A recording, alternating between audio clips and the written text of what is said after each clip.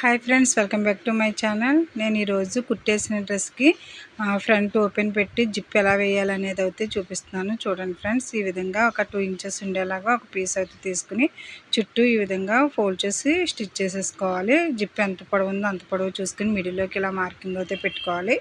ఇలా మార్కింగ్ పెట్టిన తర్వాత మనకి డ్రెస్కి కూడా మిడిల్లో ఒక మార్కింగ్ అయితే డ్రా చేసుకోవాలండి.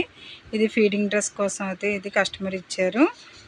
మనకి ఫ్రంట్ ఓపెన్ చేసి జిప్ పెట్టమని అయితే ఇచ్చారండి. ఈ విధంగా మనం క్లాత్కి ఈ విధంగా మిడిల్లో ఒక లైన్ అయితే స్టిచ్ చేసుకుని దానికి అటువైపుని ఇటువైపుని ఇంకొక స్టిచ్ అయితే వేసుకోవాలి. 3 స్టిచ్చెస్ వేసిన తర్వాత మిడిల్ స్టిచ్లో చూడండి ఫ్రెండ్స్, మిడిల్గా ఉన్న చోట ఈ విధంగా కట్ చేసుకోవాలండి. ఈ విధంగా కట్ చేసిన తర్వాత దీన్ని ఈ విధంగా ఫోల్డ్ చేస్తే మనకి లోపల వైపుకి అయితే వెళ్ళిపోతుంది.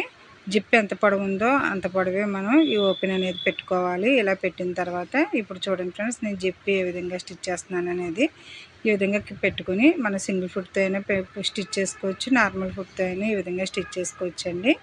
ఇలా పెట్టుకుని మనకి జిప్ పైకి కొంచెం ఫోల్డ్ వచ్చేలా చూసుకుని కుట్టుకుంటే మనకి జిప్ కనిపించదు. ఈ విధంగా అయితే నేను స్టిచ్ చేశాను.